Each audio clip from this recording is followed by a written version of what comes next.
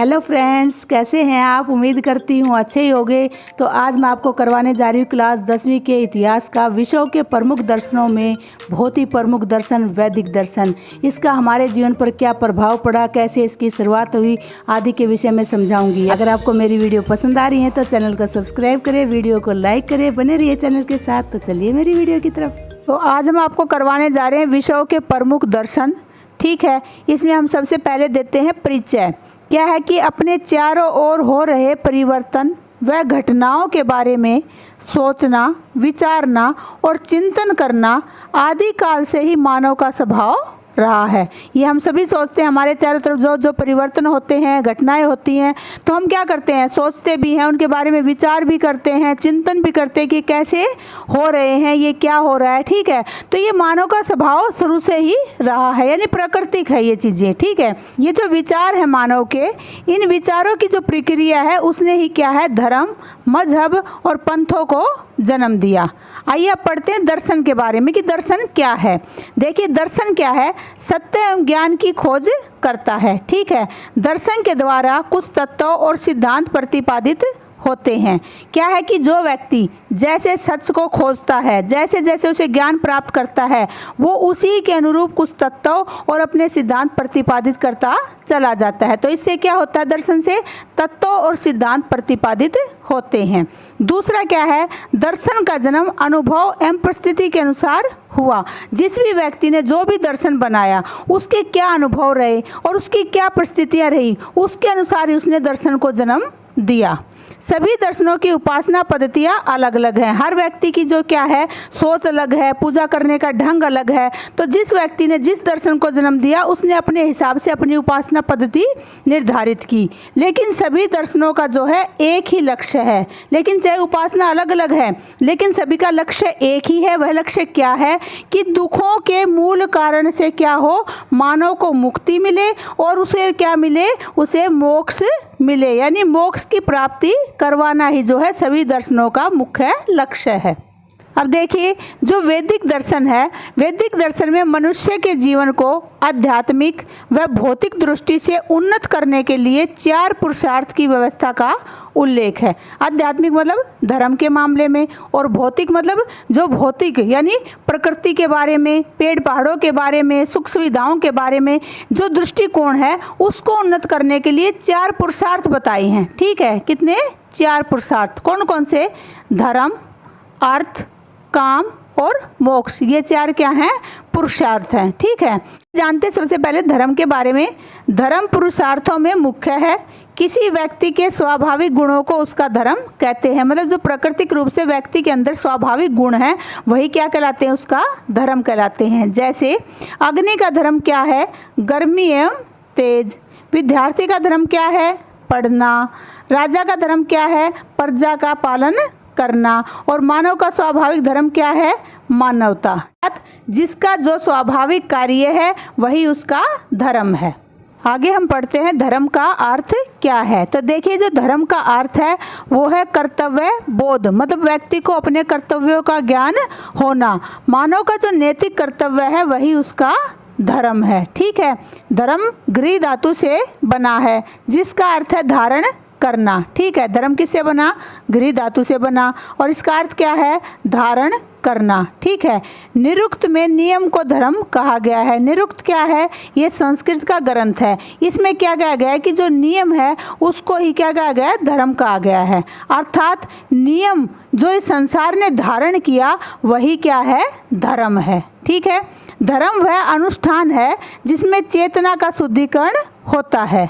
अनुष्ठान क्या होता है, प्रोग्राम होते हैं। प्रोग्राम कौन सा, जिसमें हम अपनी आत्म शुद्धि करते हैं। ठीक है, तो इसने क्या कहा कि धर्म के माध्यम से हम अपनी आत्म शुद्धि कर सकते हैं, अपनी चेतना का शुद्धिकरण कर सकते हैं। तो धर्म को इसने क्या कहा, चेतना का शुद्धिकरण करने वाला अनुष्ठान कहा है। शास्त्रों में धर्म के 10 लक्षण बताए हैं। कौन कौन से, घृति यानी धैर्य, क्षमा यानी माफ करना, संयम वासनाओं पर नियंत्रण रखना, अस्ते चोरी ना करना, शुचिया अंदर व बाहर की पवित्रता, इंद्रिय निग्रह इंद्रियों को वश में करना, घी बुद्धिमता का सत्य प्रयोग, विद्या ज्ञान की जिज्ञासा यानी सत्य और असत्य का ज्ञान होना, सत्य मन कर्म वचन से सत्य को धारण करना, और अक्रोध क्रोध न करना। मतलब कहने का क्या है, शास्त्रों में एक आ गया है कि जिसने इन 10 को अपना लिया, मतलब क्या है कि उसने धर्म को अपना लिया। सभी धर्मों में यही बातें की गई है कि धैर्य से रहो, सबको माफ़ करो, अपनी वासनाओं पर नियंत्रण रखो, चोरी ना करो, इंद्रियों को वश में रखो, और अंदर बाहर की पवित्रता होनी चाहिए। हमें सत्य का ज्ञान होना चाहिए। जो इन चीज़ों को समझ गया, मतलब क्या है, उसने धर्म को धारण कर लिया। क्या है कि कई बार क्वेश्चन पूछ लिए जाते हैं कि पंथ किसे कहते हैं, या संप्रदाय या रिलीजन किसे कहते हैं, 2-2 नंबर में आ जाते हैं। तो आइए जानते हैं पंथ के बारे में कि पंथ क्या होता है। किसी व्यक्ति तथा उसके विचारों के इर्द गिर्द विकसित एक रहस्यमय पूजा पद्धति व कर्म कांड पंथ कहलाता है। मतलब जो कोई व्यक्ति विशेष अपने विचारों से एक नई अलग से पूजा पद्धति पैदा करे और अलग से कर्म कांड करे, उसे हम क्या कहते हैं, पंथ कहते हैं। इसमें व्यक्ति विशेष की भूमिका महत्वपूर्ण होती है और उसके विचार ही परम सत्य मान लिए जाते हैं। मतलब जो व्यक्ति इन पंथों को विकसित करता है, बनाता है, उस व्यक्ति की भूमिका इसमें विशेष होती है, और उसके जो विचार होते हैं उसके अनुयायी उसको जो है परम सत्य मानकर उनका फॉलो करते हैं। अब देखिए, संप्रदाय अथवा रिलीजन किसे कहते हैं। किसी विशिष्ट समुदाय के अनुयायियों का हित चाहने वाला समूह संप्रदाय अथवा रिलीजन कहलाता है। क्या है कि इसमें कोई विशेष समुदाय होता है। फॉर एग्जाम्पल मान लो इस्लाम है, ठीक है, या ईसाईयत है, या शैव है, या वैष्णव है। तो इनसे संबंधित जितने भी इनके अनुयायी होते हैं वो क्या चाहेंगे, इनका हित ही चाहेंगे। तो ऐसे समूहों को हम क्या कहते हैं, संप्रदाय या रिलीजन कहते हैं। तो आइए अब जानते हैं विश्व के प्रमुख दर्शनों में सबसे महत्वपूर्ण दर्शन वैदिक दर्शन के बारे में। इसके सबसे पहले जान लेते हैं महत्वपूर्ण शब्दों के विषय में। तो सबसे पहला है सनातन, हमेशा बने रहने वाला सत्य जिसका न आदि है और न अंत, वो क्या कहलाता है, सनातन। मतलब जो हमेशा एक जैसा ही रहे, ना उसको ख़त्म किया जा सकता है ना उसको शुरू किया जा सकता है, वो हमेशा एक जैसा बना रहता है, ठीक है। दूसरा है फिलॉसफी, ज्ञान से प्रेम। फिलॉसफी का जो उद्देश्य है वो ज्ञान प्राप्ति है, ना कि जीवन सुधार है। मतलब इसका क्या उद्देश्य है कि ज्ञान की प्राप्ति हो, यहाँ जीवन को सुधारने का कोई मतलब नहीं है। फिर आता है इसका परिचय। परिचय क्या है कि जो वैदिक दर्शन है वो सनातन है, ठीक है। इसका मतलब कोई आदि ना कोई अंत है, ये हमेशा एक सा रहने वाला है। क्या, वैदिक दर्शन। तथा विश्व के सबसे प्राचीन दर्शनों में प्रमुख है। विश्व में जितने भी दर्शन हुए ये सबसे प्राचीन दर्शन है। वैदिक दर्शन जो है वो भारतीय संस्कृति की आधारशिला है। क्या माना जाता है इसको, भारतीय संस्कृति की आधारशिला माना जाता है, ठीक है। वैदिक दर्शन वह आचार संहिता है जिससे हम आदर्श जीवन जीने की कला सीखते हैं। मतलब आचार संहिता क्या होती है, कुछ बाउंडेशन होती है, उनमें क्या है कि हम आदर्श जीवन जीने की कला सीखते हैं, ठीक है। वैदिक दर्शन में धर्म के स्वरूप को स्वीकार किया गया है। किसको, धर्म का क्या स्वरूप है उसको स्वीकार किया गया है। अतः वैदिक दर्शन को लोगों ने धर्म बना लिया, ठीक है। पहले क्या था उसमें कि स्वरूप को स्वीकार किया था और फिर उसी को क्या बना लिया, धर्म बना लिया। किसको, वैदिक दर्शन को। आप पढ़ लेते हैं वैदिक दर्शन के मुख्य स्रोत। इसका क्या है कि वैदिक दर्शन की जो उत्पत्ति है या वैदिक दर्शन का आभास हमें कहाँ से होता है, ठीक है। तो ये हमें मिलता है तो वेदों की प्रमाणिकता से मिलता है, वैदिक साहित्य में ये उपलब्ध होता है। और ये हमें कहाँ से मिला, वेदों में मिला, ब्राह्मण ग्रंथ में मिला, आर्यक में मिला और उपनिषद में मिला, ठीक है। अब जानते हैं पहले स्रोत के बारे में। पहला स्रोत है वेद। वेद संसार का प्राचीनतम प्रमाणिक, पवित्र एवं दार्शनिक साहित्य है, ठीक है। प्राचीनतम मतलब सबसे पुराना, और क्या है, ये सत्य पर आधारित मतलब प्रमाणिक हो चुका है, पवित्र है, और जो है इसमें दर्शन करवाए गए हैं किसके, धर्म के, ठीक है। तो ये जो है ऐसा साहित्य है। वेद का अर्थ है ज्ञान, और वेद वैदिक दर्शन का मूल आधार है। क्या अर्थ है इसका, ज्ञान, ठीक है। अगला है भारतीय मान्यता के अनुसार वेद शाश्वत है। मतलब ये हमेशा बने रहने वाले हैं, जैसे हैं वैसे ही हैं। तथा वेद क्या है, ईश्वर की वाणी है। वेद संस्कृत की विद धातु से बना है। विद यानी जानना, ठीक है। इसका जो अर्थ है वो जान लीजिए। वेद जो है संस्कृति विद धातु से बना है और विद का अर्थ है जानना। जैसे किसी समाज व सभा के सही संचालन के लिए नियम बनाए जाते हैं, वैसे ही वेद मानव धर्म के नियम शास्त्र हैं। समझ गए इस बात को कि जैसे हम समाज और सभा को चलाने के लिए नियम बनाते हैं, वैसे ही मानव धर्म को चलाने के लिए वेद जो है वो नियम शास्त्र हैं। देखिए वेद 4 हैं। सबसे पहला है ऋग्वेद। यह सबसे प्राचीन वेद ग्रंथ है। इसमें देवताओं का आह्वान करने के लिए मंत्र है, यानी देवताओं को बुलाने के जो मंत्र हैं वो इसके अंदर दिए गए हैं। गायत्री जो मंत्र है, आप सभी इसका जाप करते हो, ये वेद के मंत्रों में से एक है। ठीक है, इसमें 10 मंडल और 10,552 मंत्र हैं। इसके जो प्रथम मंडल में कहा गया है कि जो सत्य है वो एक है। यहाँ सत्य है क्या है? ईश्वर, यानी ईश्वर क्या है? वो एक है। लेकिन विद्वान लोग जो है इसे अनेक नामों से पुकारते हैं। अब दूसरा जो वेद है वो है यजुर्वेद। इस वेद में कर्म की प्रधानता है। पहले वाले में क्या था? देवताओं का आह्वान करने के मंत्र, और दूसरे वाले वेद में क्या है? कर्म की प्रधानता, यानी काम को सब कुछ माना गया है। इसमें 40 अध्याय और कुल 1975 मंत्र हैं, जिनमें अधिकतर यज्ञ के मंत्र हैं। ठीक है, यह 2 भागों में विभाजित है, शुक्ल यजुर्वेद और कृष्ण यजुर्वेद। तीसरा जो वेद है वो है सामवेद। यह वेद भारतीय संगीत का मूल है। इसमें क्या है? संगीत। ठीक है, इसमें ऋग्वेद के मंत्रों का संगीत में रूप है। आपने देखा कि ऋग्वेद में मंत्र है देवताओं का आह्वान करने के, तो उनका जो संगीत में रूप है वो सामवेद में दिया गया है। इसकी जो अधिकतर रचनाएं हैं वो ऋग्वेद की ही हैं, मतलब उनको जो है संगीत में परिवर्तित कर दिया है, रचनाएं ऋग्वेद की ही हैं। ठीक है, इसमें 1875 मंत्र हैं जो देवताओं की पूजा करने के लिए हैं। आप सभी जानते हैं ऋग्वेद में कौन से मंत्र हैं? देवताओं को बुलाने के, उनका आह्वान करने के मंत्र हैं। तो क्या है कि इसमें देवताओं की पूजा करने के लिए ही मंत्र दिए गए हैं। अगला है अथर्ववेद। यह वेद सामान्य जीवन से जुड़ी समस्याओं के समाधान तथा जीवन व समाज के नियमों का संकलन है। मतलब इस वेद के अंदर क्या दिया गया है? सामान्य जीवन से जुड़ी हुई समस्याएं और जीवन और समाज के नियम। ठीक है, अगला क्या है? यह वेद ब्रह्म ज्ञान का उपदेश देता है, वह मोक्ष का उपाय भी बताता है। ब्रह्म ज्ञान क्या है? जो आखिरी सत्य होता है उसको हम ब्रह्म ज्ञान कहते हैं। तो ये उसका उपदेश देता है और हमें क्या उपाय बताता है? मोक्ष की प्राप्ति के उपाय बताता है। इसमें जो है गणित, विज्ञान, आयुर्वेद, चिकित्सा विधि एवं रोगों से संबंधित ज्ञान भी संकलित है। मतलब इसमें क्या क्या दिया गया है? गणित दिया है, विज्ञान है, आयुर्वेद है, चिकित्सा है, और सभी रोगों से संबंधित जो ज्ञान है वो इसके अंदर समेटा हुआ है। इसमें जो है 5987 मंत्र दिए गए हैं। वैदिक दर्शन का दूसरा स्रोत है ब्राह्मण ग्रंथ। वेदों के जो मंत्रों का अर्थ है करने में सहायक है। इनमें उन अनुष्ठानों का विशुद्ध रूप से वर्णन है जिनमें वैदिक मंत्रों का प्रयोग किया गया है। मतलब वैदिक मंत्रों का प्रयोग कैसे किया गया है? किसी भी अनुष्ठान को पूर्ण करने के लिए और मनचाही इच्छा को पूरी करने के लिए इन मंत्रों का प्रयोग किया जाता है।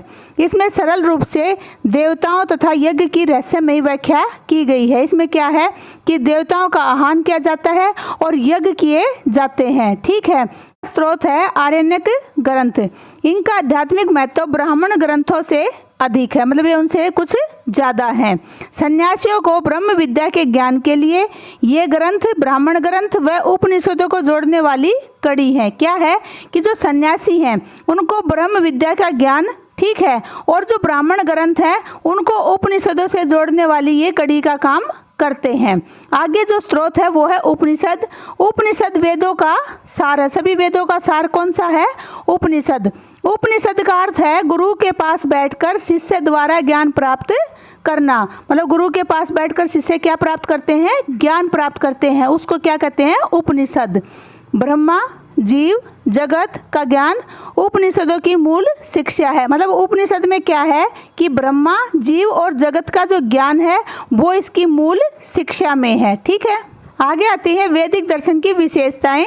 वैदिक दर्शन में वसुधैव कुटुंबकम व सर्वे भवन्तु सुखिन की बात की गई है। वसुधैव कुटुंबकम क्या होता है कि पूरी पृथ्वी जो है कुटुंब के समान है, गांव के समान है, और सर्वे भवन्तु सुखिन यानी सभी क्या हैं?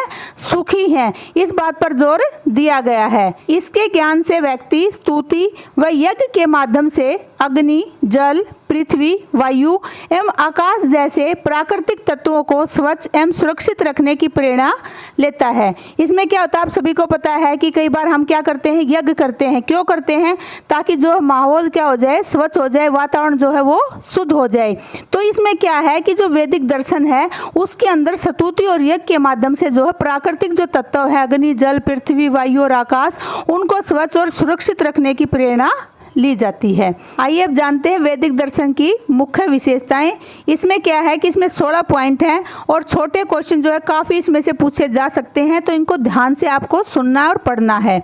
देखिए, पहली जो विशेषता है वो है नैतिकता एवं सत्य पर आधारित। जो वैदिक दर्शन है वो किस पर आधारित है? वो नैतिकता पर आधारित है और किस पर है? सत्य पर आधारित है। इसमें क्या है, प्रकृति को प्रधानता दी गई। मैंने अभी आपको बताया अग्नि, जल, पृथ्वी, वायु और आकाश को क्या है, स्वच्छ और सुरक्षित रखने की जो प्रेरणा वो यहीं से है। ठीक है, तो इसमें प्रकृति को प्रधानता दी गई है। इसमें क्या कहा गया है कि वैसे तो बहुदेववाद है ये, यानी बहुत सारे भगवानों के, आप सभी को पता अनेक नामों के भगवान हैं, लेकिन फिर भी ये एकेश्वरवाद में विश्वास रखते हैं। मतलब दोनों ही है कि भगवान बहुत है, लेकिन वैसे ये मानते हैं कि भगवान एक है, लेकिन उसके रूप जो है वो अनेक हैं। आगे क्या है, रित। रित का मतलब क्या होता है? नियम। तो ये नियम की अवधारणा पर चलने वाला जो दर्शन है। अगला है यज्ञ एवं अनुष्ठानों की प्रधानता। ये यज्ञ और अनुष्ठान के माध्यम से सभी चीज़ों को प्राप्त करने की कोशिश करते हैं। भौतिक जीवन के प्रति उदासीनता। ये भौतिक जीवन में बिल्कुल विश्वास नहीं रखते। भौतिक जीवन क्या है? ऐशो आराम का जीवन। ठीक है, उसके प्रति ये उदासीन है। ये अपने इसमें कोई विचार भी देना पसंद नहीं करते। इसके अंदर जो है 4 पुरुषार्थ दिए गए हैं जो मैंने आपको बताए थे पहले। ठीक है, कर्म के आधार पर पुनर्जन्म। ये कहते हैं कि जैसा कर्म करते हैं उसके आधार पर हमें अगला जन्म मिलता है। इसका जो अंतिम लक्ष्य है वैदिक दर्शन का वो है मोक्ष की प्राप्ति। ठीक है, ये क्या विश्वास करते हैं कि जो आत्मा है वो अमर है। ठीक है, आत्मा की अमरता में ये विश्वास रखते हैं। ये त्रिगुण के सिद्धांत की जो मान्यता है उस पर चलते हैं। उसमें क्या है? सत्य, रज और तम, त्रिगुण। ठीक है, अगला है ऋण की अवधारणा। ये जो ऋण मतलब कर्जा, कर्जे की जो अवधारणा उसको मानते हैं। ये किसका कर्जा मानते हैं? गुरु ऋण, यानी गुरु का कर्जा है। देव ऋण, यानी देवताओं का हम पर कर्जा है। और पितृ ऋण मतलब पिता का जो है हम पर कर्जा है। ठीक है, तो ये उसको मानते हैं। अगला है विश्व भ्रातृत्व की प्रेरणा। ये क्या कहते हैं कि पूरा विश्व क्या है? भाईचारा होना चाहिए, मिलजुल कर पूरे विश्व में रहना चाहिए, ऐसी वो प्रेरणा देते हैं। अगली विशेषता है सहिष्णुता व धैर्य की प्राप्ति में सहायक है वैदिक दर्शन। सामाजिक कुशलता का विकास करता है वैदिक दर्शन। सरल व पवित्र जीवन जीने की प्रेरणा देता है वैदिक दर्शन। तो ये है इसकी 16 विशेषताएं। इनमें से कुछ बहुत इंपॉर्टेंट है वो आप देख लेना। आइए अब जानते हैं वैदिक दर्शन का निष्कर्ष। वैदिक दर्शन क्या है? शाश्वत है। शाश्वत क्या होता है? सदैव के लिए। ठीक है, यह नित्य नूतनता का आभास करवाता है। मतलब हमें जो है रोज की रोज क्या है, नई नई चीज़ों का आभास होता है। तथा आदर्श जीवन जीने की कला सिखाता है। ये हमें क्या सिखाता है? आदर्श जीवन जीने की कला सिखाता है। वैदिक ज्ञान भारतीय संस्कृति की धरोहर। क्या माना जाता है इसको? भारतीय संस्कृति की धरोहर। ठीक है, वैदिक दर्शन व्यक्ति को लोभ व मोह से दूर रखते हुए अपने कर्तव्य का पालन करना सिखाता है। क्या सिखाता है? लोभ और मोह से दूर होकर हम अपने कर्तव्यों का निर्वहन अच्छे तरीके से करें, ये हमें सिखाता है।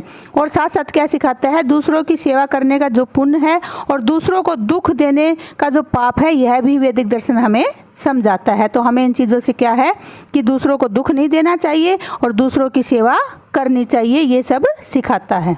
थैंक यू मेरी वीडियो देखने के लिए। अगर आपको मेरी वीडियो पसंद आ रही है तो चैनल को सब्सक्राइब करें, वीडियो को लाइक करें, बने रहिए चैनल के साथ। मिलती हूँ अगली वीडियो में। Bye bye, take care.